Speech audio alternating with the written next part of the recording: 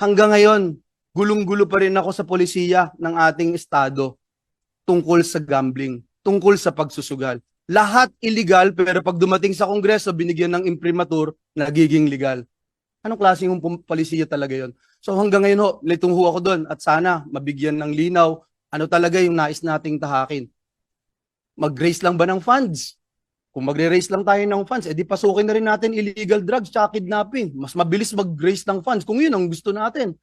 Sir Chairman, bilang may akda po ng Senate Bill number 47 o Anti-Online Gambling Act, nais po nating magpasalamat sa ating chairperson, Senator Erwin Tulfo, sa kanyang mabilisang aksyon sa pagsasagawa ng pagdinig na ito tungkol sa lumalalang krisis sa online gambling. Yes, Mr. Chairman, dear colleagues and resource persons, online gambling is now a growing national crisis. That is why it behooves us to address this once and for all. And as this is more than just a game of chance, online gambling is a growing menace that threatens the very fabric of our society. Every day, people are not just risking their hard-earned money. They are putting their futures, families, and lives on the line. The lure of instant wealth has already led many down a path of addiction, death, and despair.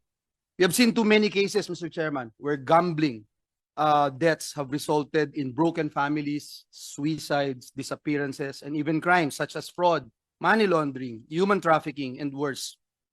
Isa pong halimbawa, Mr. Chairman, yung sumulat po sa amin dito sa ating opisina, isang ginang nalulong at matapos yung kanyang paggastos ng milyong-milyong piso, binenta na niya yung kanyang bahay at iba pang ari-arian, nag-max out na rin yung kanyang credit cards dahil sa kanyang pagkakalulong sa online gambling. Doon po sa isang lugar, isang 19 dito sa Pilipinas, sa Mindanao, 19 years old po estudyante, umabot sa mahigit kalahating milyong piso. Yung pong hindi niya mabayarang utang sa pagsusugal. Mag-aaral po siya. Meron pong isang pulis doon po sa amin sa Bulacan, sa San Miguel, Bulacan. Hinold up po yung LBC at nung in-interview po siya, ito'y dulot ng patong-patong na kanyang utang bunsod ng online gambling. Mr. Chairman, the data speaks for itself, my dear colleagues. A 2023 survey conducted by research firm Capstone Intel revealed that 66% of young Filipinos aged 18 to 40 are involved in online gambling. Even middle-aged adults are involved. They were not spared. 57% of respondents aged 41 to 55 engaged in various online gambling activities. Nearly a third of users bet 2 to 3 times a week. And Mr. Chairman, some wagering up to 3,000 pesos per session. Even worse, Mr. President, Mr. Chairman, our digital age has made gambling more accessible than ever. We now live an era where anyone with a smartphone effectively has a casino in their pocket, open 24/7. No dress code, no travel, just one click. These platforms are powered by sophisticated technology and aggressive marketing strategies designed not just to attract users, Mr. Chairman, but to keep them gambling longer and coming back more often. What's deeply troubling is that many of these platforms use psychological triggers. I want to emphasize this, Mr. Chairman. May psychological triggers na ginagamit. Manipulative design elements intended to encourage impulsive and compulsive behavior. Add to that, the integration of gambling platforms into widely used mobile apps has made it nearly impossible, Mr. Chairman, nearly impossible for families to shield their loved ones from this threat. And that's why this hearing is very important. Despite all these red flags, Mr. Chairman, we see gambling advertisements being pushed to our youth through social media, streaming platforms, and even influencer content, Mr. Chairman. Please, let me put emphasis on this. Even minors are exposed to these dangerous platforms, putting our youth at risk or early addiction and lost opportunities. May mga kabataan po na hindi pa nga po pwedeng bumoto, pero araw-araw exposed na sa sugal. We must ask ourselves, how did we allow this to happen? And let us be clear, online gambling is not just a matter of financial loss. It's strongly associated with serious mental and physical health issues, broken relationships, family conflict, increased cases of domestic violence and suicide, crime against persons and property, and ultimately, the erosion of opportunities and dignity in the lives of many Filipinos. Sa madali pong salita, Mr. Chairman, sa sugal po ay hindi lang salapi ang itinataya, pati kinabukasan ng pamilyang Pilipino. Kaya ngayong araw na ito, gusto po natin malaman, Mr. Chair, anong mga hakbang ba ang ginagawa ng pamahalaan para mapuksa ang lumalalang krisis dulot ng online gambling? Binan natin yung Pogo, nag-shine naman tong online gambling at binanggit nyo kanina, Mr. Chairman, this time around, Pilipino na ang talagang target, hindi lang mga banyaga. Paano minomonitor ng PAGCOR ang mga licenses nito para masigurong walang mga irregularidad na nakakalusot? Ano po bang mga pulisiya ang dapat ipinapatupad ng mga e-wallet apps para hindi basta-basta nagkakaroon ng access ang mga kabataan sa gambling sites sa pamamagitan po ng kanilang apps? And I'm glad that Senator Alan is here being chairperson of the Committee on Banks dahil gusto natin maintindihan ano bang ginagawa nila. May mga e-wallets, may mga e-banks na rin, Mr. Chairman. Ilan lamang po ito sa nais nating matugunan ngayong araw na ito. And last but not the least, Mr. Chairman, ang tagal ko na hong legislator, 2 dekada mahigit na. Hanggang ngayon, gulong-gulo pa rin ako sa polisiya ng ating estado tungkol sa gambling, tungkol sa pagsusugal. Lahat illegal, pero pag dumating sa Kongreso, binigyan ng imprimatur, nagiging legal. Anong klaseng polisiya talaga yon? So hanggang ngayon ho, litong ho ako doon at sana mabigyan ng linaw, ano talaga yung nais nating tahakin. Mag-raise lang ba ng funds? Kung magre-raise lang tayo ng funds, edi pasukin na rin natin illegal drugs tsaka kidnapping. Mas mabilis mag-raise ng funds kung yun ang gusto natin. Pero ito araw-araw po, as we speak right now, may tumataya ngayon. As we speak right now, merong kinabukasan na masisira pag hindi po tayo umaksyon. Kaya again, Mr. Chairman, maraming salamat sa iyo at sa ating mga kasama dito sa Senado. Chairman Al, kanina sinasabi mo, parang nabigla ka namang masyado. Pasensya na po. Mas problematic sa'yo yung mga illegal, sabi mo kanina. Ibig ba sabihin, walang problema doon sa mga accredited mo at saka mga approved online gaming operators? Hindi ko po, siguro po babaguhin ko. Ang sinasabi ko po hindi perfecto din yung mga legal na sites natin. Meron pong mga problemang naengkwentro. Pero nagkakaroon po tayo ng isang mekanismo kung saan pwede pong magreklamo ang mga customer. Samantalang doon po sa legal, ay doon pong sa binanggit ko kanina, Senator Marcoleta, na halos kumulang sa 2,000 sulat buwan-buwan na natatanggap ng PAGCOR, 60% po doon ay ang tinutukay ay mga illegal na website. Ang sinasuggest namin, in coordination with DICT, kausapin po ninyo yung mga platforms na kung saan silang nagpo-provide naman kasi ng avenue for the online gaming operators to function. Halimbawa, Google, kausapin niyo yung Amazon, kausapin niyo yung Twitter, Facebook. Doon lamang po mare-regulate na po ninyo sila. Lahat po ng illegal makikita na ninyo sa pakikipagtulungan po ng worldwide platforms. Nasa web silang lahat Para hindi tayo maligaw kung saan tayo, kasi sabi nyo kanina, nagsilitaw na ito, dumami ng dumami, pero kung makikipag-ugnayan kayo dito sa mga platforms na ito, madali po ninyo silang may screen at mapahinto lahat yung mga illegal. Hindi po ba? Tama po kayo dyan. Kaya po naiulat ko at kung mamarapatin niyo po, Senator Marcoleta, ang DICT Secretary na at ang CICC, ASEC o USEC na ang magpapaliwanag. Ano na po ang nagawa namin mga hakbang? Hindi, naintindihan ko po yun. Kaya gusto lang na para madali tayo. Kayo po in coordination DICT and CICT, kausapin po nitong mga worldwide platforms na to. Madadali kasi kanina po nagsisip yung blame kasi doon sa e-wallet. Samantalang ang regulation po kayo talaga dapat nga po magpasalamat kayo sa BSP na walang galang na po dahil sa ngayon nakahanap tayo ng isang solusyon na pansamantala makatutulong po sa paglaganap nito lalong na yung mga illegal na pwede pala nilang kahit papaano suspindihin yung link na tumutulay sa mga e-wallet para maasugpo po yung mga hindi mabuting nangyayari kagaya ng gustong ipasinag mamaya dito. Wala po kayong kagaya ng sinasabi ni Senator Pia kanina. Mukhang wala kayong in-institute na KYC measure sa mga inyong accredited and approved online gaming operators. Kasi kung meron yun, ang laki po ng maitutulong. Hindi basta-bastang nakakapasok yung mga tao na gustong sumali dito sa ganitong industriya. Sapagkat alam naman natin na very pernicious lalo na sa mga bata.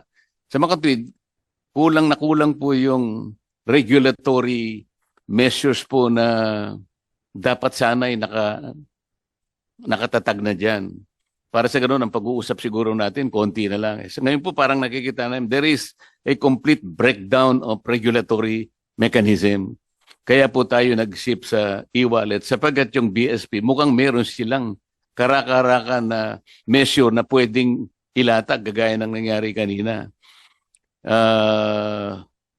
Napagdiskitahan nga lang sila sapagkat nasabi pa niya ay 48 hours. Hindi ko naman alam na kaya palang gawin. Sinadjust ko lang, nagkataon lang po na pwede naman palang gawin. Paano kung wala silang ganoon? Sa mga katwid, we are all dependent on PAGCOR's regulatory mechanism na wala pala. So, paano po yung masasabi ngayon na makakapagtatagpo tayo ng regulatory mechanism? Sapagkat ang direction po ngayon, complete ban. Siguro kung complete ban, mas maganda na po sa akin yun. Ngayon, kung halimbawa pag-uusapan yung regulation, kung wala naman po kayong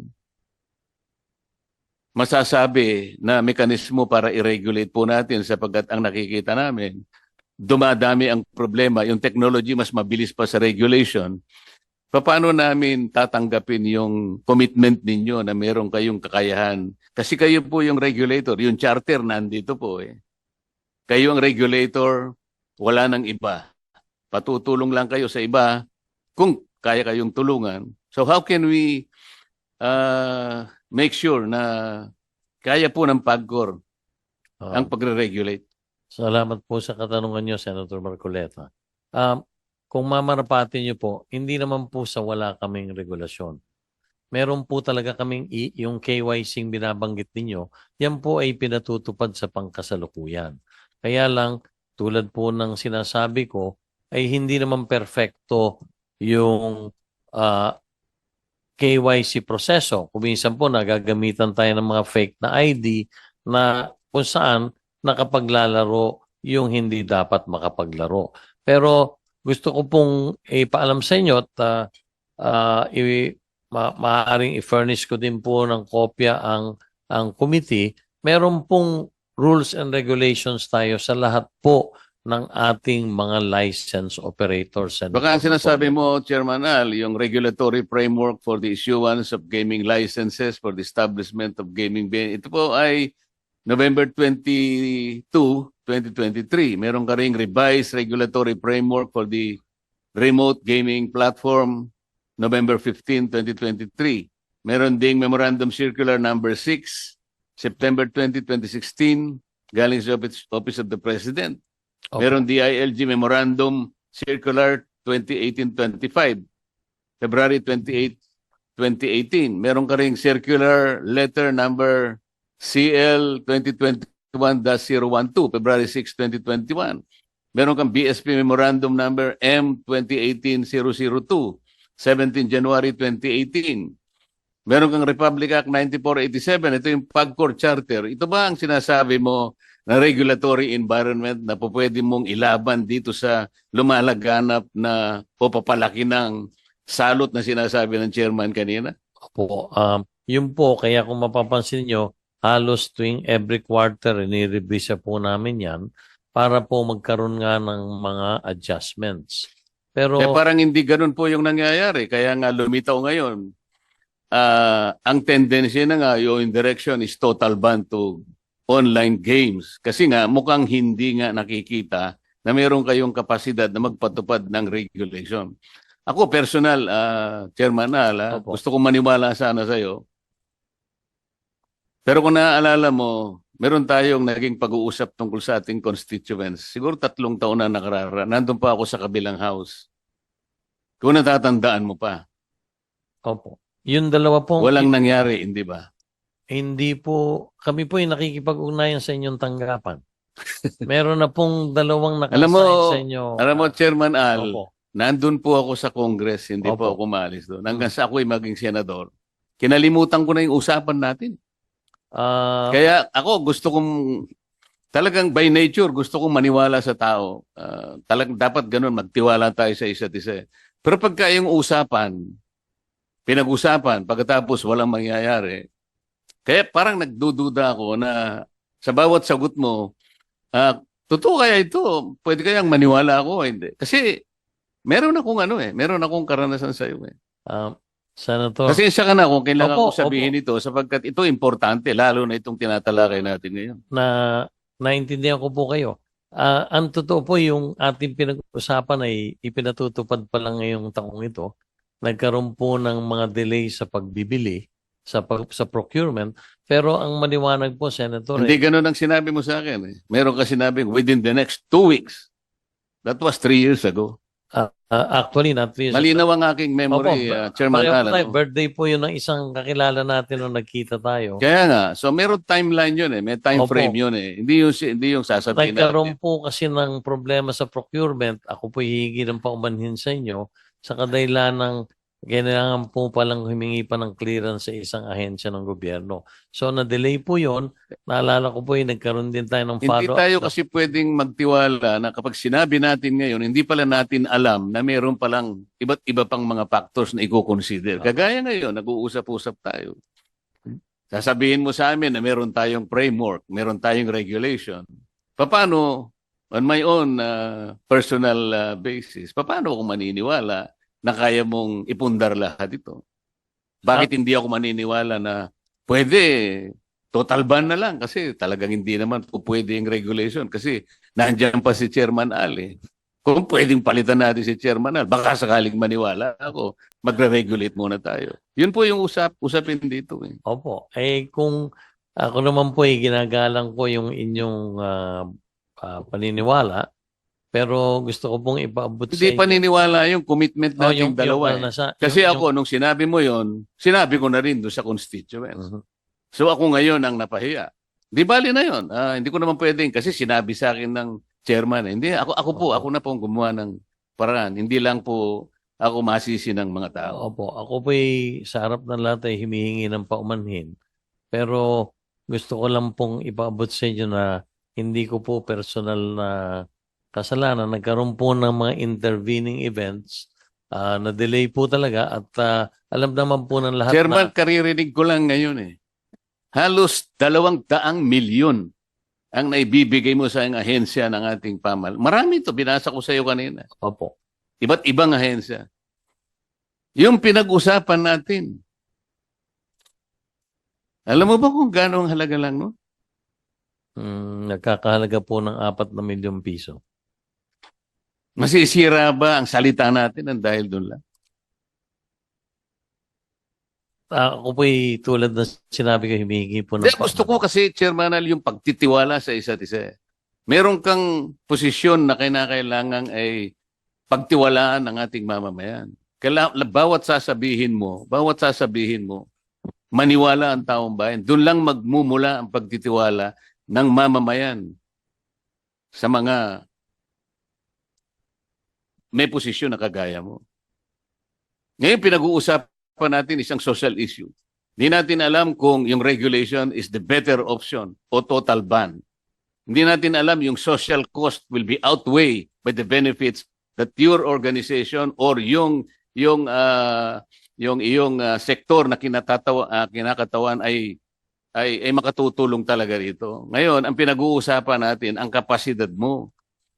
Paano mo masasabing mapaninindigan mo ang pagre-regulate? Kung halimbawa, sa usapin lamang na simple, wag na yung sa akin, sa iba't ibang panig ng ating lipunan na kinakatawan ng PAGCOR. Kasi mamaya merong magtatanong sa'yo, halimbawa, Sino-sino ba yung naapektuhan na rito? Sino yung mga pamilyang nabiktima? Na maaari nga ako naniniwala doon. Pero kilala mo ba kung anong pangalan ng game, online game operator na yon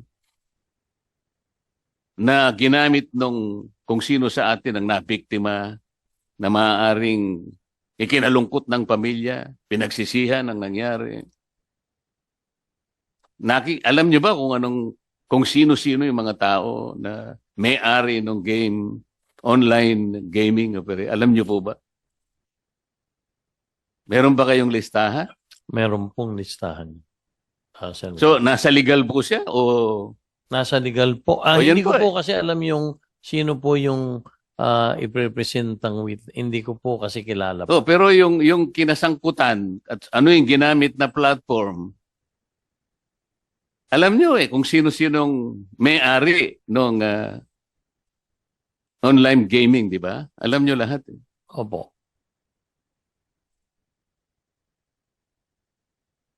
O ano yung gagawin po ninyo? Hindi ko po alam madidinig natin sa hapong ito tungkol dun sa reklamo. Kasi ganito po yan eh. Kailangan mapalitaw po natin na kayo po'y may kakayahan as a regulator.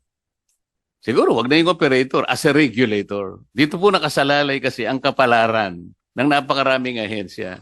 Dito natin pag-uusapan, ando na po yung benefit na nabibigay nyo. Hindi naman po natin maikakaila yun. Kaya lang merong social cost nga po. Ito po yung titimbangin natin. Napakahirap sa panig namin magdesisyon kung wala kaming tiwala sa kakayahan ninyo na i-regulate nga po ito eh. Bilang ako, hindi ko alam kung saan ako boboto ngayon. Kasi kailangan matatag ang paniwala namin. Matatag ang regulator na yan. Baka sakaling dun muna ako kasi napakaraming natutulungan. Ngayon, kung hindi ako naniniwala sa kakayahan ng regulatory mechanism mo, total ban na lang. Wala. Mamili ka talaga. It may be a very hard choice, pero doon ako pipili. So ngayon, paano ako magdidesisyon kung hindi ako naniniwala? Kinakailangan tayo ngayong magdepende sa BSP sapagkat siya ay may kakayahan na suspindihin ang e-wallet. Ako hindi ko kilala po kung sino yung mga e-wallets na. But I think they can live up to their own eh. Siguro they can sacrifice siguro yung online gaming. I'm not sure how many percent is the online gaming in the market of e-wallet. Pero palagay ko, kung sila-sila lang, kahit siguro yung game operators na pwede lang itapon eh.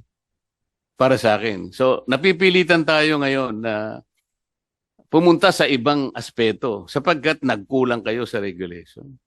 Kasi kaya kung sinasabi kanina, huwag niyong bubugbugin yung isang side na gustong tumulong.